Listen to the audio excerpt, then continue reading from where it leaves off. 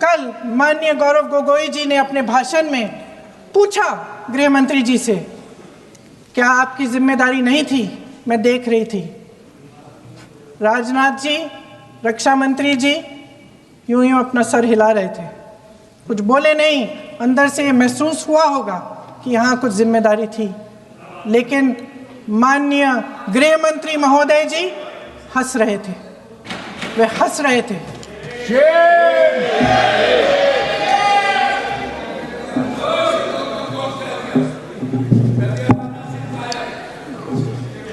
अध्यक्ष महोदय, कल सत्ता पक्ष और आज भी सत्ता पक्ष के नेताओं ने 2008 के मुंबई के हमलों का जिक्र किया, बार बार कहा कि मनमोहन सिंह जी की सरकार ने कुछ नहीं किया।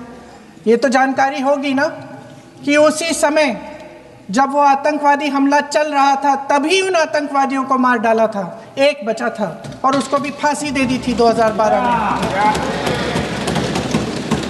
महाराष्ट्र के मुख्यमंत्री ने इस्तीफा दिया। देश के गृह मंत्री ने जिम्मेदारी लेकर इस्तीफा दिया। एक जवाबदेही थी पब्लिक के प्रति, एक जवाबदेही थी इस देश की जनता के प्रति, इस देश की धरती के प्रति।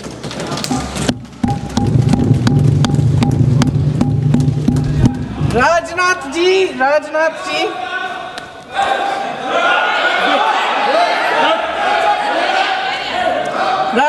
जी तो पुलवामा, उरी और पठानकोट के समय गृह मंत्री रहे थे।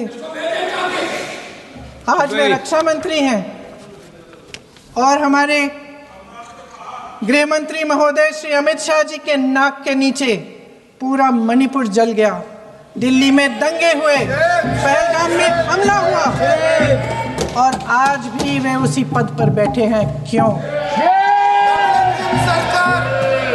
अध्यक्ष महोदय, बमबारी से अखबारों के हेडलाइन बनते हैं, मगर कहानी सुरक्षा में की चूक में भी है।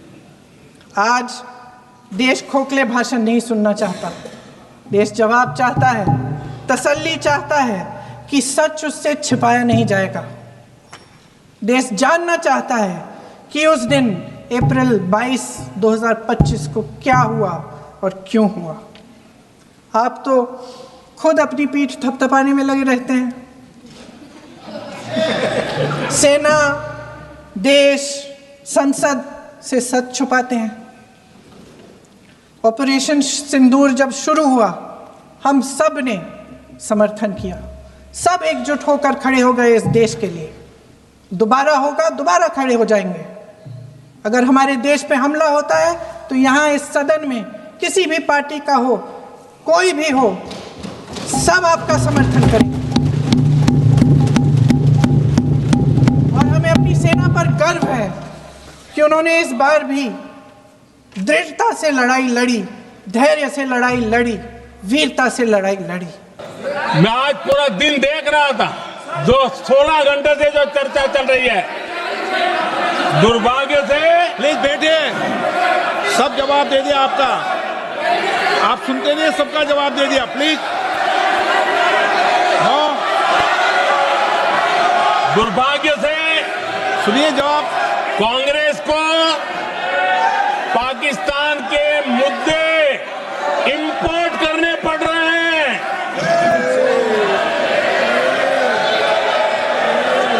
आदरणीय अध्यक्ष जी, आज के वॉरफेयर में इंफॉर्मेशन और नैरेटिव्स की प्लीज बैठिए, बहुत बड़ी भूमिका है। नैरेटिव घड़ करके, एआई का भी भरपूर उपयोग करके सेनाओं के मनोबल को कमजोर करने के खेल भी खेले जाते हैं। जनता के अंदर अविश्वास पैदा करने के भी भरपूर प्रयास होते हैं। दुर्भाग्य से कांग्रेस और उसके सहयोगी पाकिस्तान के ऐसे ही प्रपंच के प्रवक्ता बन चुके हैं।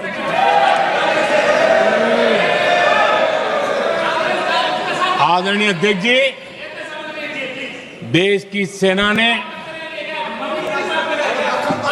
आदरणीय अध्यक्ष जी, ये तरीका है देश आपका? की सेना ने, बैठिए बैठिए। देश की नहीं, सेना ने सुनते नहीं। सर्जिकल स्ट्राइक की, बैठिए।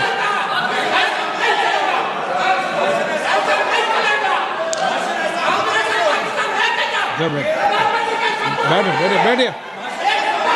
आदरणीय अध्यक्ष जी, देश की सेना ने सफलतापूर्वक सर्जिकल स्ट्राइक की तो तुरंत कांग्रेस वालों ने सेना से सबूत मांगे थे,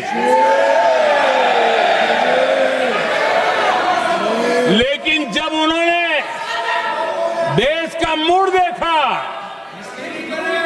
देश का मिजाज देखा, तो सुर उनके बदलने लगे और बदल करके क्या कहने लगे? कांग्रेस के लोगों ने कहा, ये सर्जिकल स्ट्राइक क्या बड़ी बात है, ये तो हमने भी की थी। एक ने कहा 3 सर्जिकल स्ट्राइक की थी, दूसरे ने कहा 6 सर्जिकल स्ट्राइक की थी,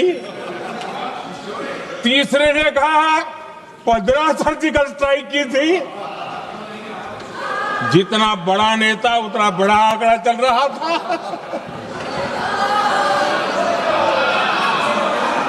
आदरणीय अध्यक्ष जी, इसके बाद बालाकोट में सेना ने एयर स्ट्राइक की। अब एयर स्ट्राइक तो ऐसी थी कि वो कुछ कह नहीं सकते थे, इसलिए ये तो नहीं कहा कि भाई हमने भी की थी। उसमें तो उन्होंने समझदारी दिखाई, लेकिन फोटो मांगने लगे। एयर स्ट्राइक हुई तो फोटो दिखाओ, क्या कहां गिरा, क्या तोड़ा, कितना तोड़ा, कितने मरे, बस यही पूछते रहे। पाकिस्तान भी यही पूछता था, ये भी यही पूछते थे। इतना ही नहीं, आदरणीय अध्यक्ष जी, जब पायलट अभिनंदन पकड़े गए तो पाकिस्तान में तो खुशी का माहौल होना स्वाभाविक था कि उनके हाथ में भारतीय सेना का एक पायलट उनके हाथ लगा था। लेकिन यहां पर भी कुछ लोग थे जो कानों कानों में कह रहे थे, अब मोदी फंसा, अब अभिनंदन वहां आए, मोदी ला करके दिखा दे, अब देखते हैं मोदी क्या करता है। आज डंके की चोट पर अभिनंदन वापिस आए।